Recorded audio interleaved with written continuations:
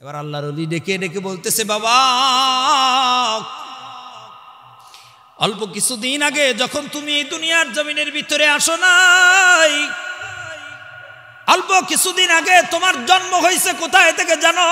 তোমার বাপের পিঠের এক ফোঁটা পানি আর মায়ের বুকের এক ফোঁটা পানি, এমন নাপাক এক দুর্গন্ধযুক্ত এক পানির ভিতর থেকে তোমার জন্ম হয়েছে। এমন দুর্গন্ধযুক্ত এক পানি, যেই দুর্গন্ধযুক্ত পানি যদি তোমার মায়ের অথবা তোমার বাবার বের হয়ে যাওয়ার পর তোমার মা নিজেও নাক ছিটকাইতো, তোমার বাবাও নিজে নাক ছিটকাইতো, এমন দুর্গন্ধময় এক পানির ভিতর থেকে তোমার জন্ম। দুনিয়ার জমিনের ভিতরে এখন আছো, পেটের ভিতরে এক গামলার মতো এতগুলো ময়লা লয়া চলতেছো, এমন ময়লা লয়া চলতেছো যেই ময়লা তোমার কাছ থেকে বের হয়ে গেলে তুমি নিজেও আর সেইটার দিকে তাকাও না। এত দুর্গন্ধযুক্ত এক ময়লার থুবলা লয়া পেটের ভিতরে লয়া তুমি দুনিয়ার জমিনের ভিতরে চলতেছো। এরে বেটা শোনো, আজকেই যদি তোমার মরণ হয়ে যায়, আজকেই যদি তোমার কাছে আজরাইল চলে আসে, তোমার কাছে আজরাইল আসার পর আজকেই যদি তোমার জানটা কবজ করে লয়ে যায়, আগামী 3 দিন 6 দিন 10 দিন 15 দিন পর কবরের ভিতরে মাটির সাথে মিশা যাবা। আরে তোমার এই দেহটারে পোকা মাকড়ে খেয়ে চূর্ণ বিচূর্ণ করে দিবে, মাটির সঙ্গে তোমার এই দেহটা মিশা যাবে। আমি তো তোমার এতটুকু পরিচয় জানি, আর বাদ বাকি পরিচয় জানি না। আল্লাহর ওলির জবানের কথাগুলো প্রত্যেকটা কথা তার অন্তরের মধ্যে তীরের মতো লাগছে, তীরের মতো। গুলি করলে যেমন করে শরীরের ভিতরে গুলি বিদ্ধ হয়, আল্লাহর ওলির জবান তো, ওলির জবান তো বুজুর্গর জবান তো। যাদের সঙ্গে রবের সম্পর্ক থাকে, যাদের সঙ্গে আল্লাহর সম্পর্ক থাকে, যাদের সঙ্গে আমার মাওলার সম্পর্ক হয়, আল্লাহ রাব্বুল আলামিন ওদের জবানটার ভিতরে বরকত দিয়া দেয়, ওদের জবানটার ভিতরে নূর দিয়া দেয়, ওদের কলবের ভিতরে নূর দিয়া দেয়, ওদের কর্মকাণ্ডের ভিতরে নূর দিয়া দেয়।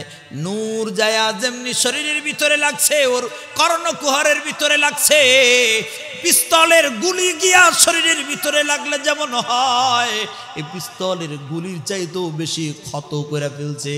ও নিজের পরিচয়টা বুঝতে পারছে, আরে আসলেই তো অল্প কিছুদিন আগে কি ছিলাম, এখনই কি আছি। আজকেই যদি আজরাইল চলে আসে তাইলে আমার জিন্দেগি তো এমনই হয়ে যাবে, মাটির সাথে মিশা চলে যাব। তাহলে আমি এত বড়াই কি দিয়া? সঙ্গে সঙ্গে আল্লাহর ওলির পাটা জড়ায়া ধরছে, হযরত চিনতে পারি নাই, আমি আমারে চিনি নাই, আমি আমারে না চেনার দরুন আমার মাওলারে চিনতে পারি নাই, মাফ করে দেন, মাফ করে দেন। আজকের পর থেকে জিন্দেগিতে আর কোনোদিন অহংকার নিয়ে চলবো না, রবের কদমে সিজদায় লুটাইয়া পড়ব। আহারে দোস্ত, রব্বুল আলামিন ডেকে ডেকে বলেন, লা তামশি ফিল আরদি মারাহা ইন্নাল্লাহা লা ইউহিব্বু কুল্লা মুখতালিন ফখুর। আল্লাহ রাব্বুল আলামিন বলে, বান্দা সাবধান, জমিনের ভিতরে অহংকার করে চলবা না, দাম্ভিকতা নিয়ে চলবা না, নম্রতার সঙ্গে চলো, ভদ্রতার সঙ্গে চলো। নম্র ভদ্র হয়ে যারা চলবে, অহংকার যারা করবে না, আমার আল্লাহ রাব্বুল আলামিন এই মানুষদেরকে নিজের খাঁটি গোলামদের তালিকাভুক্ত করে নিবে। وعباد الرحمن الذين يمشون على الأرض هونا وإذا خاطبهم الجاهلون قالوا سلاما। আল্লাহ রাব্বুল আলামিন ডেকে ডেকে বলেন, রে দুনিয়ার গোলাম, এ দুনিয়ার বান্দা শোনো, দুনিয়ার জমিনের ভিতরে এমন কিছু বান্দা আছে যে বান্দাগুলো আমি মালিকের খাঁটি গোলামে পরিণত হইছে। আল্লাহ আপনার খাঁটি গোলাম কারা? রব্বুল আলামিন ডেকে ডেকে বলে, যাদের ভিতরে এই গুণগুলো থাকবে, যারা এই গুণে গুণান্বিত হবে, আমি রব তার নামে সার্টিফিকেট দিয়ে দিব, সে আমার খাঁটি বান্দা। আল্লাহ কি কি গুণ? রব্বুল আলামিন বলেন, সর্বপ্রথম 1 নম্বর গুণ, ওয়া ইবাদুর রহমান, রহমানের খাঁটি বান্দা তারাই। আল্লাহ কারা? রব বলে 1 নম্বর গুণ আল্লাযীনা ইয়ামশুনা আলাল আরদি হাওনা। এর বান্দা শোনো, এই দুনিয়ার জমিনের ভিতরে ওই মানুষটাই আমি মালিকের খাঁটি গোলাম, যে দুনিয়ার জমিনের ভিতরে নম্রতার সাথে চলে, ভদ্রতার সাথে চলে, নম্র ভদ্র হয়ে এই পৃথিবীর জমিনের ভিতরে চলে। নম্রতার গুণ যার ভিতরে পাওয়া যায়, ভদ্রতার গুণ যার ভিতরে পাওয়া যায়, যার ভিতরে নম্রতার গুণ ভদ্রতার গুণ থাকবে, আমি রব্বুল আলামিন ঘোষণা করে দিলাম সেই লোকটা আমি মালিকের খাঁটি গোলাম হয়ে যাবে। নম্রতার গুণ ভদ্রতার গুণ এটা দামি একটা দৌলত, এটা বড় দামি এক দৌলতের নাম। নবীজি সাল্লাল্লাহু আলাইহি ওয়াসাল্লাম ডেকে ডেকে বলেন, রে আমার উম্মত, নম্রতার গুণ ভদ্রতার গুণ এটা দামি এক দৌলতের নাম। জানো আমার উম্মত, আমি নবীজি আমার নিজ চোখে দেখেছি নম্রতা ভদ্রতার দাম কত। আল্লাহ তাআলা কুরআনুল কারীমের মধ্যে বলেন, সুবহানাল্লাযী আসরা বিআবদিহি লাইলাম মিনাল মাসজিদিল হারাম ইলাল মাসজিদিল আকসাল্লাযী বারাকনা হাওলাহু লিনুরিয়াহু মিন আয়াতিনা ইন্নাহু হুয়াস সামিউল বাসীর।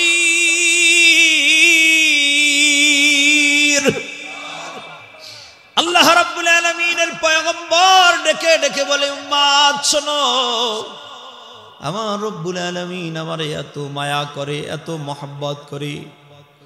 মসজিদে হারাম থেকে মসজিদে আকসা, সেখান থেকে প্রথম আসমান, দ্বিতীয় তৃতীয় চতুর্থ পঞ্চম ষষ্ঠ সপ্তম আসমান পাড়ি দিয়া, লৌহ কলাম সিদরাতুল মুনতাহা পাড়ি দিয়া রব্বুল আলামিন তার নিজের বাড়ির মেহমান আমি নবীরে বানাইছে।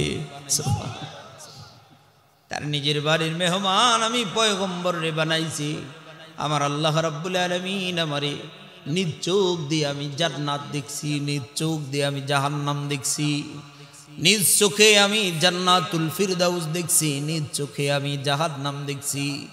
উম্মতেরা শোনো শোনো শোনো, আমি যখন জান্নাতের ভিতরে প্রবেশ করলাম, জান্নাত যখন দেখছি, এই জান্নাতের দিকে তাকায়া যত মানুষ দেখছি, যত মানুষ আমি জান্নাতের ভিতরে দেখলাম, আমি নবীজি খেয়াল করে দেখছি অধিকাংশ মানুষ তারা জান্নাতি হবে দুনিয়ার জমিনের ভিতরে যে মানুষগুলো নম্র আর ভদ্র হবে।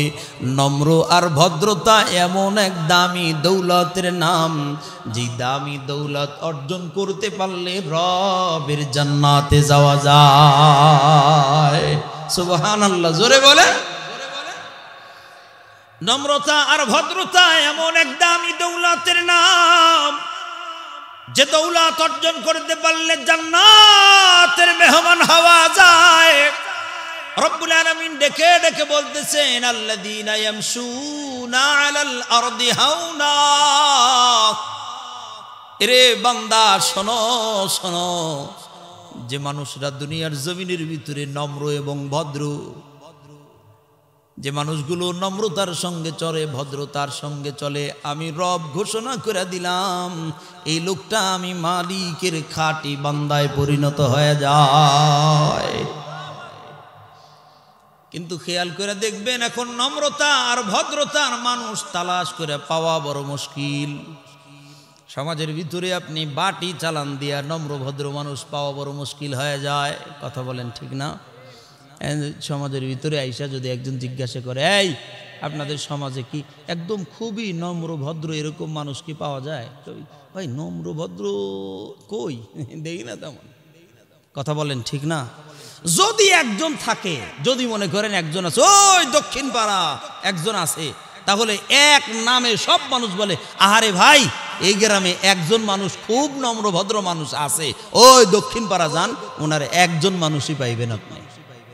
একটু নম্র ভদ্র হইলে দেখবেন যে ওনার কদর সমাজের ভিতরে অনেক বেশি হয়। কথা বলেন ঠিক না? কিন্তু নম্র ভদ্র মানুষ পাওয়াই যায় না। নম্রতা ভদ্রতার এই গুণ এখন আমার আর আপনার ভিতরে বড় অভাব, বড় অভাব, বড় অভাব। কিন্তু অহংকার করনেওয়ালা মানুষের অভাবে দুনিয়ার জমিনের ভিতরে নাই। কথা বলেন ঠিক না? অহংকার করনেওয়ালা মানুষের অভাবে জমিনের ভিতরে নাই। যে যেখান থেকে আছে, যে যেখানে আছে, সে বুঝে না সে কোন জায়গায় আছে, ওখান থেকেই সে অহংকার শুরু করে দেয়। আমি একদিন মাহফিলে যাইতেছি, হঠাৎ করে দেখলাম রাস্তার ভিতরে রাস্তা ব্লক করে দিছে দুইজন ভ্যানওয়ালা, দুইজন ভ্যানওয়ালা, একজনের ভ্যানের সাথে আরেকজনের ভ্যান একটু লাগছে, এটার লেগে এই বেটা দুইজনই নাইমা এসে রাস্তার ভিতরে ভ্যান রাখছে, মাঝ বরাবর ভ্যান রাইখা দুইজনে একেবারে ঝগড়া শুরু করে দিছে। দুইজন ঝগড়া, ও এই তেরে এসে বলতেছে, এই আমারে চিনো আমি কে? ভ্যানওয়ালা, এক ভ্যানওয়ালা আর এক ভ্যানওয়ালারে বলতেছে, আমারে চিনো আমি কে? আর একজন ওই ভ্যানওয়ালা উঠে বলতেছে, তোরে চিনতে হবে কেন, তুই আমারে চিনোস, আমি কে? এই ভ্যানওয়ালা ওরে কয়, ও হ্যাঁ রে কয়। আমি জানালার গ্লাস খুলে দিয়ে বললাম যে ভাই আপনারা দুইজনই ভ্যানওয়ালা, একটু ভ্যানটা সরান, আপনাদের পরিচয় দেওয়ার দরকার নাই, আমারে যাইতে দেন। বলেন অবস্থানটা তাই না? অবস্থান এখন তাই, মানে নম্রতা ভদ্রতা ভিতরে নাই। যেমন দেখছেন না এই যে ছোট্ট পোলাটারে আমি এক কথা বলছি, উনি আমারে, আপনি এটা কইলেন কিল্লিগা? আমি কিন্তু আমি ওরে আব্বা টাব্বা কয়ে একেবারে বিজি কিচ্ছি করতেছি, উনি আমারে উল্টা রাগ দেখাইতেছে। আমি কিন্তু ওর পুরো রাগই নাই, আমি একটা কথা বলছি গেলে, কিন্তু ও বুঝে নাই। এই ভিতরে একটা গরম গরম ভাব না, ভাব আছে তো একটা, এই গরম গরম ভাব, এই যে এই গরম গরম ভাব, এইটা হলো মূলত বিষয়। নম্রতা ভদ্রতা এমন এক দামি দৌলতের নাম, যে দৌলত অর্জন করতে পারলে রবের জান্নাতে যাওয়া যায়। সঙ্গে সঙ্গে রব্বুল আলামিন আর এক জায়গায় কোরআনুল কারীমে সূরাতুল লোকমানের ভিতরে ডেকে ডেকে বলতেছে, দুনিয়ার জমিনের গোলাম সাবধান সাবধান, ওয়ালা তামশি ফিল আরদি মারহা, ইন্নাল্লাহা লা ইউহিব্বু কুল্লা মুখতালিন ফখুর। আল্লাহ রাব্বুল আলামিন ডেকে ডেকে বলেন, ওয়ালা তামশি ফিল আরদি মারহা, ইন্নাল্লাহা লা ইউহিব্বু কুল্লা মুখতালিন ফখুর। আল্লাহ রাব্বুল আলামিন ডেকে ডেকে বলে, বান্দা সাবধান সাবধান সাবধান, জমিনের ভিতরে অহংকার করে চলবা না, দম্ভ বইরা চলবা না, অহংকার নিয়ে জমিনের ভিতরে চলবা না। মনে রাখো, ইন্নাল্লাহ নিশ্চয় আল্লাহ লা ইউহিব্বু কুল্লা মুখতালিন ফখুর, জমিনের কোনো অহংকারীকে, জমিনের কোনো দাম্ভিক কোনো অহংকারীকে রব্বুল আলামিন পছন্দ করে না। আল্লাহ কোনো অহংকারীকে পছন্দ করে না, কোনো দাম্ভিক তাদেরকে আল্লাহ রাব্বুল আলামিন পছন্দ করে না। নবীজি সাল্লাল্লাহু আলাইহি ওয়াসাল্লাম বলে, জানো মেরাজের রাজধানী থেকে ফিরে এসে মসজিদে নববীর ভিতরে রব্বুল আলামিনের পয়গম্বর বসে বসে উম্মতদেরকে ডেকে ডেকে বলতেছে, আমার কলিজার টুকরা সাহাবীরা শোনো, আমি নবীজি জাহান্নামের দিকে তাকাইছি, জাহান্নামের দিকে তাকায়া অধিকাংশ মানুষ এমন দেখতে পাইছি যে মানুষগুলো দুনিয়ার জমিনের ভিতরে অহংকার দাম্ভিকতার সঙ্গে দুনিয়ার জমিনের ভিতরে চলতো, এই মানুষগুলো অধিকাংশই জাহান্নামী হয়ে যায়। অহংকার করা দুনিয়ার জমিনে জাহান্নামীদের লক্ষণ, নম্রতা ভদ্রতা জান্নাতীদের লক্ষণ, অহংকার জাহান্নামীদের লক্ষণ। নবীজি সাল্লাল্লাহু আলাইহি ওয়াসাল্লাম ডেকে ডেকে বলে, সাবধান, কেউ অহংকার করবা না, দাম্ভিকতার সঙ্গে দুনিয়ার জমিনে চলবা না। কেন জানো? অহংকার রবের চাদর, অহংকার হলো মালিকের চাদর। দুনিয়ার জমিন থেকে কোনো মানুষ যদি মালিকের চাদর ধরে টান দেয়, তাহলে এটা রবের সঙ্গে বড় বেয়াদবি করা হয়। কথা বুঝেন নাই? এটা হলো রবের চাদর, অহংকার করা আল্লাহর চাদর। যেমন হুজুর বসে রয়েছে, হুজুরের একটা রুমাল আছে, এখন পিছ থেকে একজন আইসা যদি আন্দাজে এমনি কোনো ইয়ে নাই, হুজুরের রুমাল ধরে যদি এমন করে করে টানে, অথবা আমার এই কাপড় ধরে যদি এমন করে করে টানে, আমি বয়ান করতেছি, আমার কাপড় ধরে ধরে টানতেছে, আপনারা কি ওরে ছেড়ে দিবেন? হ্যাঁ ওরে ছেড়ে দিবেন? ওর এই বেয়াদব হুজুর কথা বলতেছে, তুই ওই হুজুরের রুমাল ধরে টান দাস কিল লেগা? আরে বেটা তুই এটা ধরে টানুস কিল লেগা বল? এটা কি আদবি করা হলো না বেয়াদবি করা হলো? বলে পুরো বেয়াদবি না? নবীজি ডেকে ডেকে বলতেছেন, রে আমার উম্মত শোনো, অহংকার হলো রবের চাদর। দুনিয়ার জমিনে এমন কোন মানুষ নাই যার অহংকার করার এখতিয়ার আছে। মানুষ অহংকার করবে কিসের? মানুষে আবার অহংকার করে কিসের? না না, এটা রবের চাদর। কেউ যদি অহংকার করতে যায় সে যেন তার রবের চাদর ধরে টান দেয়। মানুষ অহংকার করতে পারবে না, কোন মানুষ অহংকার করতে পারবে না, সে যে কেউ হোক অহংকার করতে পারবে না। আরে অহংকার করে কি দিয়া? মানুষের অহংকার করার আছে কি বলেন তো? মানুষের অহংকার করা আছে কি? আজকে ক্ষমতা আছে, আগামী কালকে ক্ষমতা নাই। আজকে ক্ষমতা আছে, সকাল বেলার বাচ্চারে বিকেল বেলা হাতের ভিতরে থালা ধরাইয়া দিয়া, ভিক্ষার ঝুলি ধরাইয়া দিয়া আল্লাহ পাঠাইতে পারে। পাঠায় না? সকালের বাচ্চা বিকেলে হাতে ভিক্ষার থালা দিয়া পাঠায় দেয়। এ মানুষ অহংকার করবে কিসে? ক্ষমতার অহংকার, শক্তির অহংকার।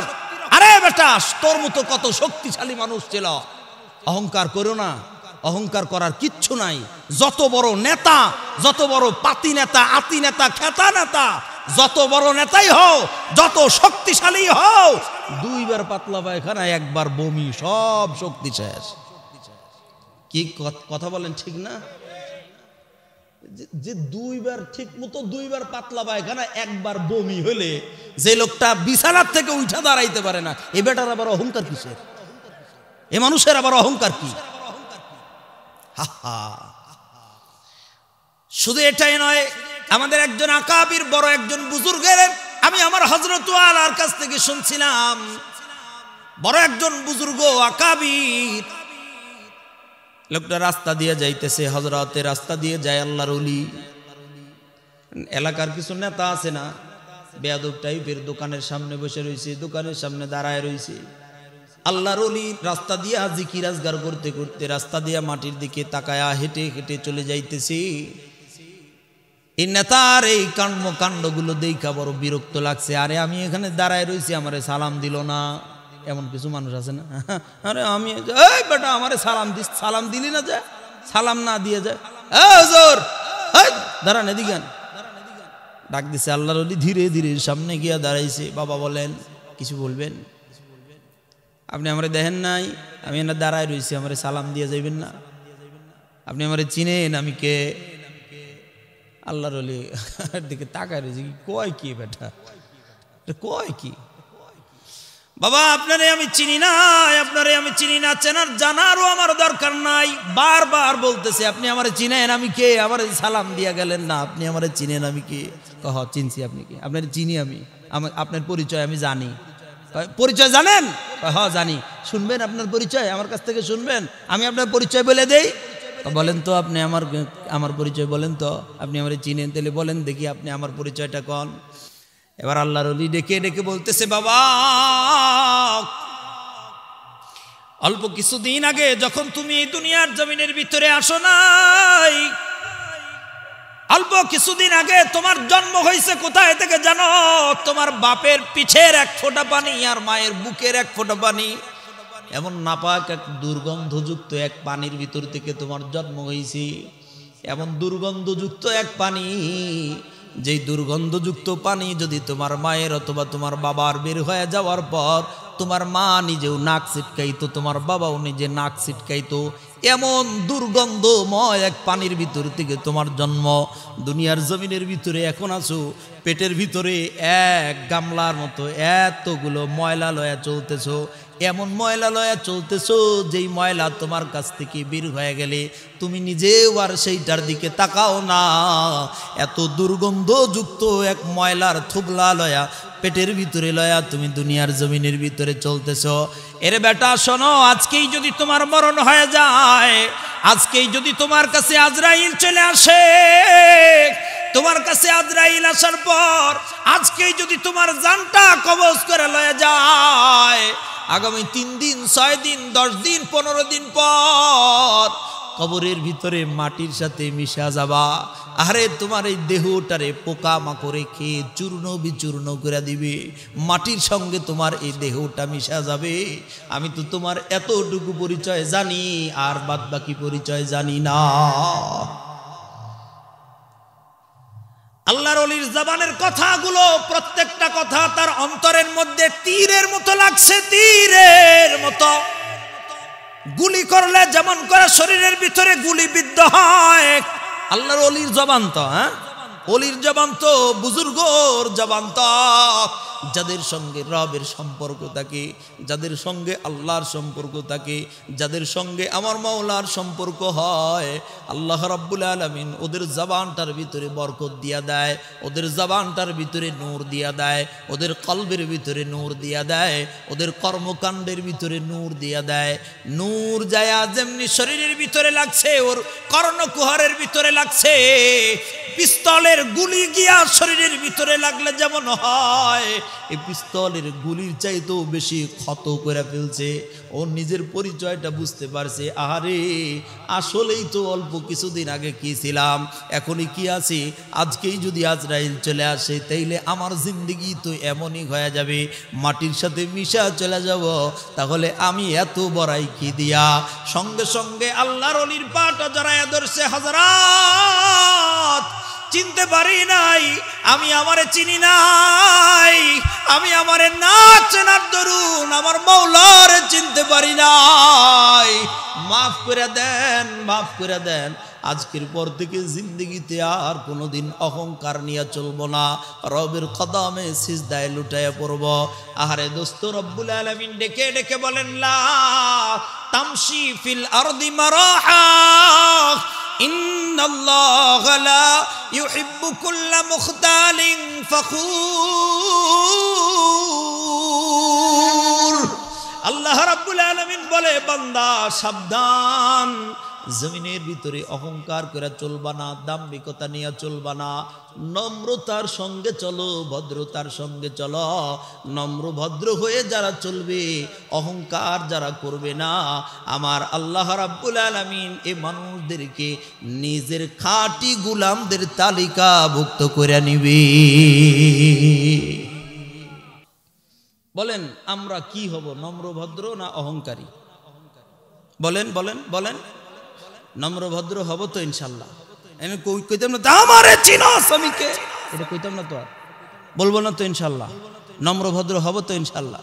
কিরকম ভাবে নম্র ভদ্র হব, কেমন নম্র ভদ্র হব, এটা দেখা, এটার মাপ কাঠি আছে একটা, মানে কি হবেন, কিরকম হবেন, এটার মাপ কাঠি আছে। এটার মাপ কাঠির নাম হলো মুহাম্মাদুর রাসূলুল্লাহ সাল্লাল্লাহু আলাইহি ওয়াসাল্লাম। এটার মাপকাঠি হলো মুহাম্মাদুর রাসূলুল্লাহ সাল্লাল্লাহু আলাইহি ওয়াসাল্লাম। মাপকাঠি বলতে আপনি কিরকম হবেন, কিভাবে চলবেন, কেমন করে কথা বলবেন, কি করলে নম্রতা হয়, কি করলে ভদ্রতা হয়, কি করলে অহংকার হয় না, কি করলে অহংকার হয়। নবীজি তার জিন্দেগি দিয়া দেখায় দিয়া গেছে, নবীজি তার জীবন দিয়া দেখায় দিয়া গেছে, নবীজি তার আমল দিয়া দেখায় দিয়া গেছে। আহারে নবীর মতো নম্র ভদ্র পৃথিবীর জমিনে আর কেউ হইতে পারে না। কেমন নম্র, কেমন ভদ্র, দুই একটা বলি, না বললে বুঝবেন কেমনে। দুই একটা বলি যে নবীজি কেমন নম্র কেমন ভদ্র ছিল। হাবিবে কিবরিয়া সরকার মদিনা কমলিওয়ালা শামাইলে তিরমিজির বর্ণনার ভিতরে আসছে, শোনো, নবীজি সাল্লাল্লাহু আলাইহি ওয়াসাল্লামের এই হাত মুবারক, নবীজির এই হাত মুবারক, এই অঙ্গুলি মুবারক গুলো এত নরম ছিল, এত নরম, জানো জানো পশমি কাপড় দেখেছো, পশমি কাপড়, এই পশমি কাপড় যতটা নরম হয়, নবীজির হাত মোবারক, অঙ্গুলি মোবারক পশমি কাপড়ের চাইতেও আরো বেশি নরম ছিল। জোরে কইতে পারেন না ভাই? সুবহানাল্লাহ, জোরে কর। নবীজির এই হাত মোবারক পশমি কাপড়ের চাইতেও আরো বেশি নরম ছিল। মক্কাতুল মুকাররমার, মদিনাতুল মুনাওয়ারার কোন একজন কাট্টা কাফির ওয়াইসা যদি নবীজির হাতের সঙ্গে এমন করে হাতটা মিলাইতো, নবীজি এত নম্র এত ভদ্র ছিলেন যে একজন কাট্টা কাফের আইসাও যদি নবীজির হাতের সাথে এমন করে হাতটা মিলাইতো, নবীজি সাল্লাল্লাহু আলাইহি ওয়াসাল্লাম যতক্ষণ পর্যন্ত ওই লোকটা না ছাড়তো ততক্ষণ পর্যন্ত নবীজি হাত টেনে নিতেন না। সুবহানাল্লাহ বলেন। যতক্ষণ কাফের না ছাড়তো ততক্ষণ পর্যন্ত নবীজি কোনো সময় হাত টেনে নিতেন না, হাত টেনে নিতেন না, হাত টেনে নিতেন না। আর নবীজির হাত এমন ছিল যে আসুক নবীজির হাত ধরলে সে আর ছাড়তে চাইতো না, যে আসুক সে ছাড়তে চাইতো না, যে আসুক সে ছাড়তে চাইতো না। যে এসে ধরতো সেই নবীজির হাত ধরে থাকতো, ছাড়তে চাইতো না। নবীজির চেহারার ভিতরে এত মায়া ছিল, নবীজির কথা বলার ভিতরে এত দয়া ছিল, এত মায়া ছিল, যে নবীজির সামনে আসতো সে আর যাইতে চাইতো না। যদিও কাট্টা কাফের হয় তারপরেও নবীজির চেহারার দিকে তাকায়া থাকতো, যাইতে চাইতো না। সুবহানাল্লাহ, সুবহানাল্লাহ। মসজিদে নববীর ভিতরে নবীজি কেমন নম্র, কেমন ভদ্র। মসজিদে নববীর ভিতরে হাবিবে কিবরিয়া সরকার বসা, ডান পাশে হযরতে সিদ্দিক আকবর আবু বকর বসা, বাম পাশে হযরতে উমর রাদিয়াল্লাহু তাআলা আনহু বসা, সামনে কয়েকজন সাহাবায়ে কেরাম বসা। হঠাৎ করে এমন একজন লোক আসছে, দূর থেকে তার চেহারার দিকে তাকায় বোঝা যাইতেছে লোকটার চেহারার ভিতরে উস্কো খুস্কো চুল, চেহারার ভিতরে সফরের একটা ছাপ দেখা যায়। মনে হইতেছে লোকটা যেন সফর করে আসছে, ক্লান্তি এক ভাব তার চেহারার ভিতরে ফুটে উঠছে। লোকটা দৌড়াইতে দৌড়াইতে আইসা এই মসজিদের কোণার ভিতরে গিয়া দাঁড়ায় তাইকা প্রস্রাব করা শুরু করে দিছে। মসজিদের কোণার ভিতরে দাঁড়ায় থেকে প্রস্রাব করা শুরু করছে। এই অবস্থা দেখা হযরত ওমর তাদের এই যে কোমরের এই জায়গায় একটা খঞ্জর থাকতো, এই কোমরের এই জায়গায় নিজেকে আত্মরক্ষার জন্য সবসময় একটা খঞ্জর থাকতো, সবার কাছেই থাকতো এই খঞ্জর। হযরত ওমর রাদিয়াল্লাহু তাআলা আনহু লাফ দিয়ে দাঁড়ায়া খঞ্জর তার টান দিয়া বের করে ফেলছে। এই মুহূর্তে যেই লোকটা আমাদের ইবাদতখানার ভিতরে প্রবেশ করছে ওর কল্লা আলাদা করে ফেলবো, ওর কল্লা আলাদা করে ফেলবো। বেটার এত বড় সাহস কে দিল? খঞ্জরটা লাফ দিয়ে দাঁড়ায়া খঞ্জর বের করেছে। নবীজি ওর চেহারার দিকে তাকায়া ডেকে ডেকে বলতেছে, ইজলিস ইয়া উমর, ওমর তুমি বসে পড়ো, আমি নবীজি এখানে আসি না, তুমি দাঁড়াইলা কেন? যেমনি নবীজি এই কথা বলছে থর থর করে কাঁপতে কাঁপতে হযরত ওমর বসে পড়ছে। হাবিবে কিবরিয়া সরকার ডেকে ডেকে বলতেছে, আমার কলিজার টুকরা সাহাবীরা, ওরে প্রস্রাব শেষ করতে দাও, প্রস্রাব শেষ হওয়া পর্যন্ত কেউ ডিস্টার্ব কইরো না। সুবহানাল্লাহ, জোরে জোরে কোন সুবহানাল্লাহ। খেয়াল করেন তো আপনার মসজিদের ভিতরে যদি আজকে সকালে ফজরের সময় যদি দেখেন যে কেউ আইসা আপনার মসজিদের ভিতরে আইসা, দূর থেকে একজন লোক আইসা মসজিদের কোনায় প্রস্রাব করতেছে, এই সময় আপনি থাকলে আপনি ওরে কি কইবেন বলেন তো? এটা জানার পরেও বলেন, আমরা তো জানি, জানার পরেও কি ওরে ছাড় দিব? জানার পরে করে ছাড় দেওয়ার তো, এই বেটা তোর এত বড় সাহস, তোর বাড়ি কই রে? কইতাম না, কইতাম না। আহারে নবীজি সাল্লাল্লাহু আলাইহি ওয়াসাল্লাম বলেন, দাঁড়াও, কিচ্ছু বইলো না। প্রস্রাব যখন শেষ করছে সব সাহাবায়ে কেরামদেরকে নবীজি বসায় দিয়া নবীজি নিজেই হাঁটতে হাঁটতে তার কাছে গেল। নবীজি গিয়া তার কাছে বলতেছে, কিরে বাবা, মনে হইতেছে তোমার চেহারা দেখে বুঝতে পারলাম বুঝি দূর থেকে সফর করে আসছো, উস্কো খুস্কো চুল হয়ে গেছে, বুঝি তোমার সফরের ক্লান্তি। বাবারে, কিন্তু তুমি জানো না যে জায়গায় দাঁড়ায়া প্রস্রাব করছো এই জায়গা আমরা মুসলমানদের ইবাদতখানা, এটাকে মসজিদ বলে। এই জায়গায় প্রস্রাব করা যায় না, আমরা এখানে ইবাদত করি, আল্লাহর কদমে সিজদায় লুটায় পড়ি, রব্বুল আলামিনের গোলামি করি আমরা, এটা আমাদের ইবাদতখানা। তুমি যে ধর্মেরই হও না কেন অবশ্যই তোমাদেরও একটা ইবাদতখানা আছে। কয় হ্যাঁ হ্যাঁ আমাদেরও ইবাদতখানা আছে। কয় আমরা মুসলমান, আমাদেরও একটা ইবাদতখানা, এটা হলো আমাদের ইবাদতখানা। এই জায়গায় দাঁড়ায় প্রস্রাব করা যায় না। এই কথাগুলো হাবিবে কিবরিয়া সরকার বলতেছে। আর লোকটা অপলক নয়নে মুহাম্মাদুর রাসূলুল্লাহ সাল্লাল্লাহু আলাইহি ওয়াসাল্লামের চেহারার দিকে তাকায় আছে। অপলক নয়নে নবীজির চেহারার দিকে তাকায় আছে। নবীজি নির্দেশ দিলেন, যাও যাও একটু পানির ব্যবস্থা করো, যাও। একজন পানি নিয়ে আইলে আল্লাহর নবীজি নিজে এই পানিটা তার প্রস্রাবের উপরে ঢেলে দিলেন। নিজে পানিটা তার প্রস্রাবের উপরে ঢেলে দিয়ে এটারে পরিষ্কার নবীজি নিজে করলেন। হঠাৎ করে এই লোকটা নবীজির কর্মকাণ্ডগুলো দেখে দুই চোখের কোনা দিয়ে টপ টপ টপ টপ করে পানি পড়তেছে। নবীজির এই চেহারার দিকে তাকায়া চোখ দিয়ে টপ টপ টপ টপ করে যখন পানি পড়তেছে, আল্লাহ নবীজি তার চেহারার দিকে তাকায়া বলতেছে, আয় আয় আয় আমার বুকের ভিতরে আয়, আয় আয় আয় আমার বুকের ভিতরে আয়। বলতে দেরি হইছে, লোকটা হাউমাউ করে কেঁদে দিয়া নবীজিরে শক্তভাবে জড়ায়া ধরছে। নবীজি ডেকে ডেকে বলে, বাবা কোথায় থেকে আইলা, কই যাবা? লোকটা ডেকে ডেকে বলেন, আপনার নাম বুঝি মোহাম্মদ? সুবহানাল্লাহ। হ্যাঁ হ্যাঁ আমার নাম মোহাম্মদ। আমি কইলাম আব্দুল্লাহর ছেলে মোহাম্মদ, আনা খাতামুন নবিয়্যিন লা নবিয়্যা বাদি। আমি হলাম শেষ জামানার শেষ পয়গম্বর, আমি হলাম শেষ জামানার শেষ পয়গম্বর।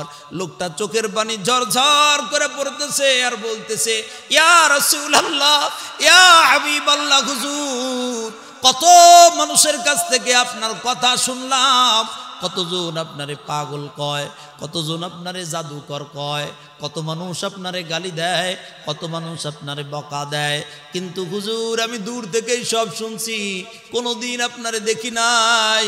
আজকে আপনার কাছে আসলাম, আপনারে দেখলাম, কিন্তু আমার মন বলতেছে হুজুর আপনার যেই চেহারা আর আপনার যেই ব্যবহার, আপনার যেই কথা, আমার মন বলতেছে যত মানুষ যা কিছু বলুক না কেন সবার কথাই মিথ্যা, সবার কথাই মিথ্যা।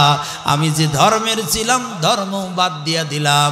যেই ধর্মের মানুষ এরকম কথা কইতে পারে, যে ধর্মের মানুষের এমন ব্যবহার হয়, যে ধর্মের মানুষের এত নম্রতা, এত ভদ্রতা, বুঝতে বাকি নাই আসমানের নিচে আর জমিনের উপরে হক কোন ধর্ম থাকলে আপনি মুহাম্মাদুর রাসূলুল্লাহর ধর্মই সত্য। দেন দেন কালিমা পড়ে মুসলমান বানায়া দেন, হাতটা বাড়ায়া দিয়া মুহূর্তের ভিতরে কালেমা পড়ে মুসলমান হয়ে যায়। নম্রতা ভদ্রতা, নম্রতা ভদ্রতা, এটা হলো নম্রতা ভদ্রতা।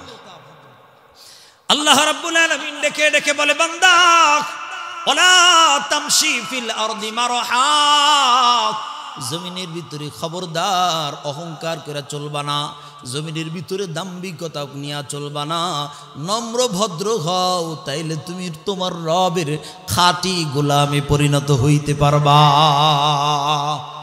হব তো, হব, এই বাপ বলেন হব তো, নম্র ভদ্র হব তো ইনশাল্লাহ। হ্যাঁ, আমাদের কথার ভিতরে চলনের ভিতরে নম্রতা নিয়ে আসবেন, ভদ্রতা নিয়ে আসবেন।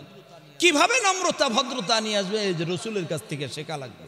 চলবেন ফিরবেন নম্রতা ভদ্রতার সাথে চলবেন, কথা কইবেন মুচকি হাসি দিয়ে কথা বলবেন, মানুষের সাথে কথা বলবেন সুন্দর করে কথা বলবেন, মুচকি হাসি দিয়ে কথা বলবেন।